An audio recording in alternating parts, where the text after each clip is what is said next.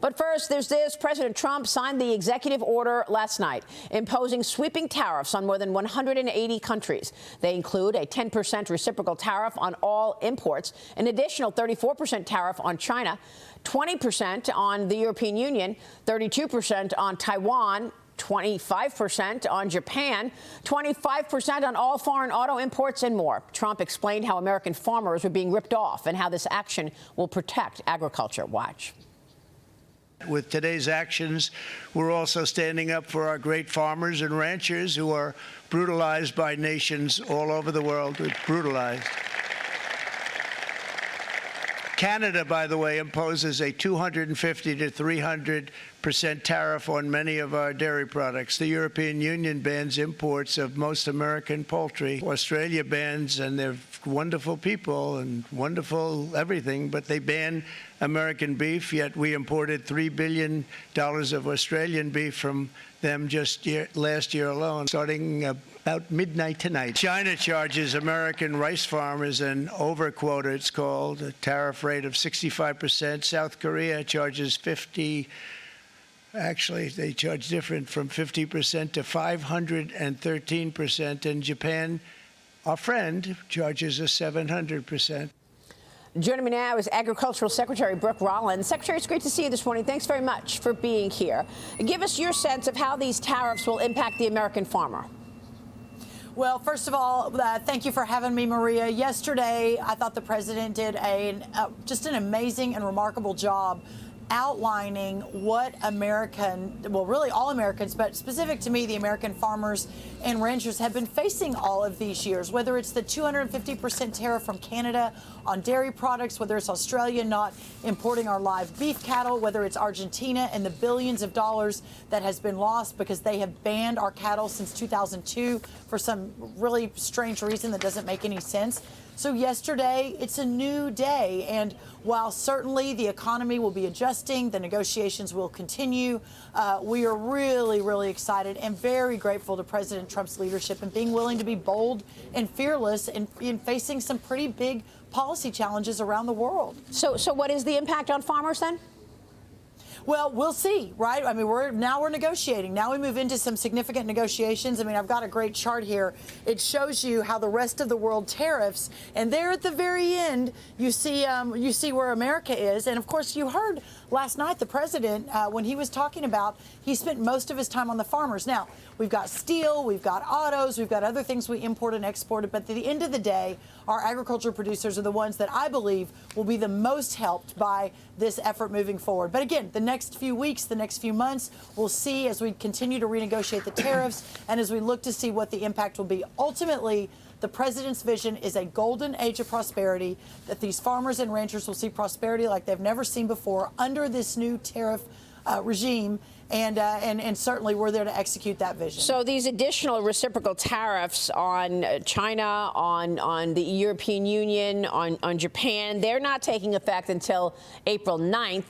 Are you saying that you expect that you will see negotiations around this ahead of that taking effect? And perhaps we'll see a change in these tariffs?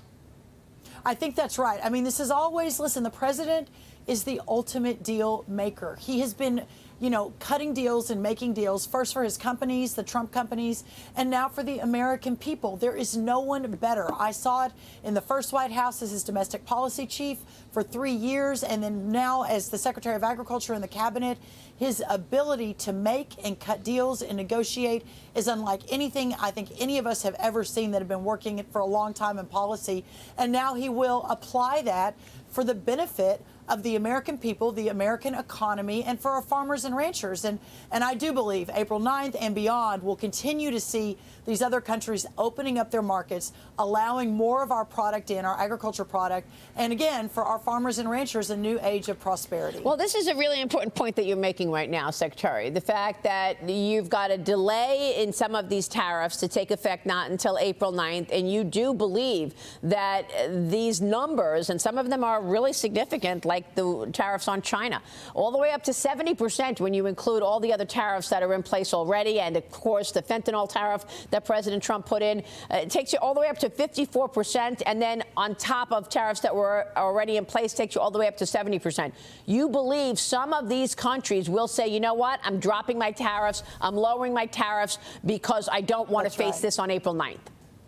That's exactly right. And then the longer term, I announced last week, I am going to Brazil, India, Peru, the UK, Japan, and other countries to start renegotiating and opening up the market. So not just on the current tariffs and the current products going in, but on new markets and new and emerging markets like a Vietnam or like in India. And the last administration did none of that. They sat on the sidelines. We saw a $50 billion trade deficit on just our agriculture products, but it's a new day. And so I'll be, heading out around the world, as with some of my other fellow cabinet members, to begin to start to roll that back and to open up and expand these markets for all of our producers. What specific commodity or farmer product do you want to see opened up, and into what country? Well, listen, every country is different. So, for example, for our pork producers, a lot of the piece of the pig we don't eat in America, the feet, the tongues, et cetera, et cetera. But other countries, especially in East Asia, do. So let's open up those markets. Australia, Argentina hasn't been taking our beef for years and years now. Our beef cattle produce the best beef, the safest beef, and the tastiest beef in the world. Okay. Our sorghum, our grain, our corn, that needs to be going into India. They desperately need these products. And again, it's a whole new world based on Liberation Day yesterday. Well, President Trump yesterday gave you much praise, talking about the job you've done in the last month and a half. I want to talk about what you've done with eggs. National egg prices have declined 9% from last week, now averaging $3 a dozen, according to the USDA. Secretary, we were just talking about it on set. Are eggs going to be tariffed? Well, so let's pivot to eggs. And the president is so kind. He gives me a lot of credit for that. But listen, we rolled out a very bold plan about a month ago. It's his vision. We're effectuating the plan.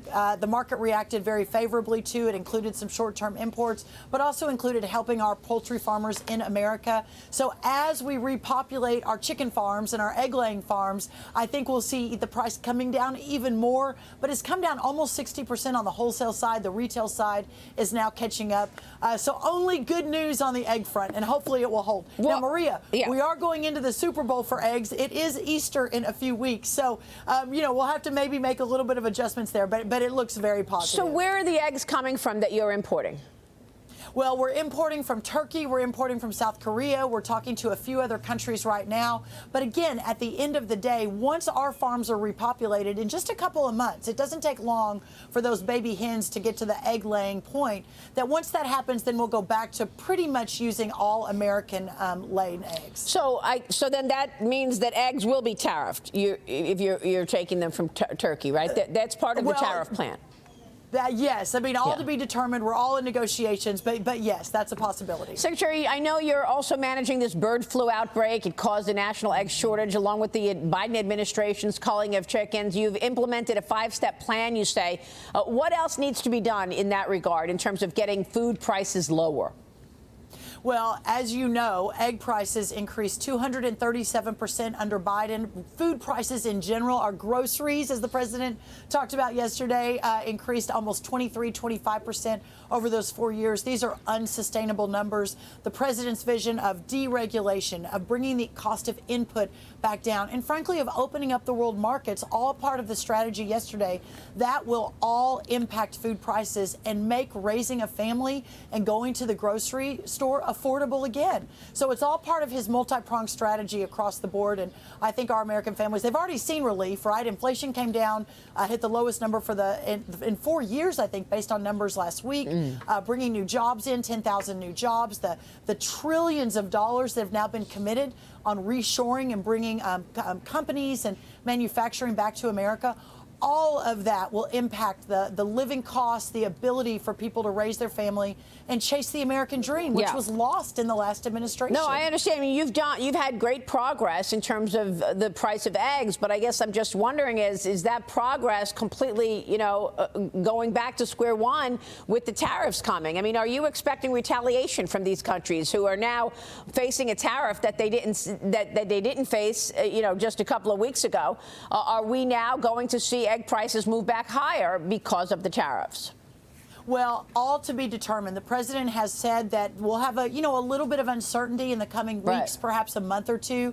But, and that's, I mean, listen, I'm not going to sit here and say, oh, everything's going to be perfect and the prices are going to come down tomorrow, because this is an uncertain time. But that is the president's genius in all of this. He is the negotiating king, and this is part of the negotiating process. And so ultimately, whether that's in a week, a month, a few months, that all Americans will feel the benefit of this effort that he's undertaken, which God bless him. He's one of the few that's bold enough to do it. Here's the president yesterday. Watch.